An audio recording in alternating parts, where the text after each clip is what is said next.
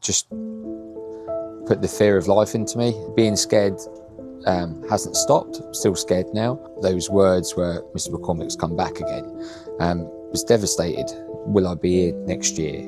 Having to discuss that and talk about that with the kids and the rest of the family was devastating.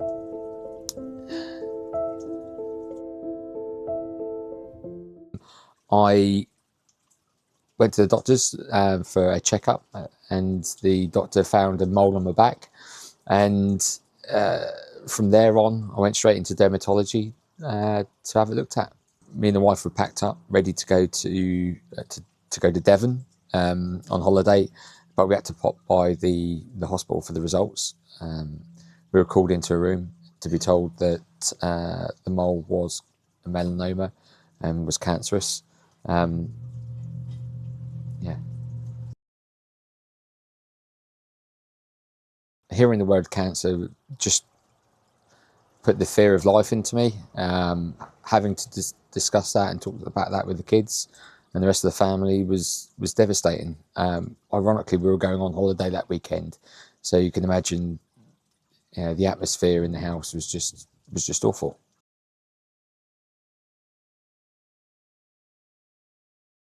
Three days before Christmas, I was diagnosed.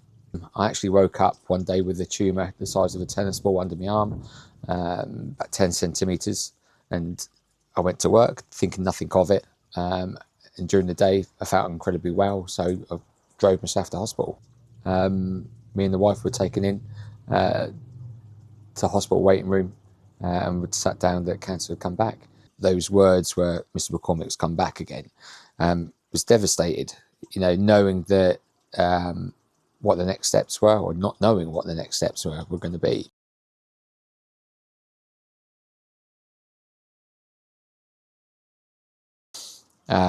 For me, I had to have immunotherapy. I had to sit on the immunotherapy for a year, and the tumour under my arm that was 10 centimetres had to be removed.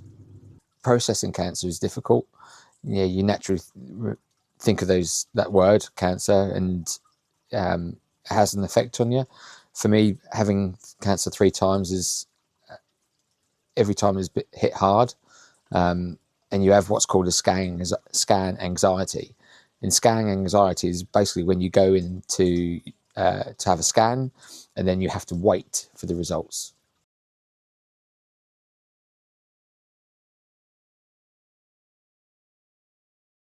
Yes, I've gone through it 3 times. This being scared hasn't stopped. I'm still scared now. When it's sunny, I'm suntan lotioned up. I sit under an umbrella, and when we go on holiday. So to raise awareness for other people as much as myself is a key thing to do. And the positiveness that I try to bring, it's about being able to talk about it, and that for me is it helps me. It helps me to talk about it.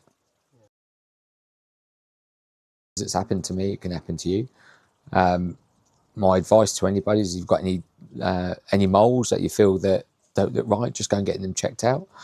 And I say to anybody, it costs you nothing to get a mole checked out, or anything that you feel doesn't look right, and just do it for yourself and your family.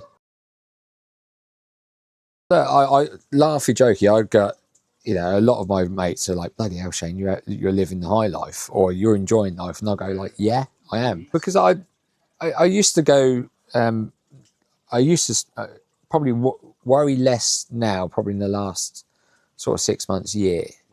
But I think I went through a right old spot of not understanding survival rates and all that sort of stuff. All that stuff that you don't understand about, will I be here next year? And there's still a part of me that thinks like that. Probably not as bad. But every time you go for a scan, that's that worry of what's the scan results going to do? Is it come back? Is it going to affect me? Is it going to catch up with me now? So having something that is always present and never goes away affects you mentally. And yeah, it does change you. I know I'm not the guy that was, 15, 20 years ago before cancer. I'm certainly more aware of it now, and have seen a lot of friends being diagnosed and unfortunately passed away from it. But that being scared, I don't think that'll ever go away.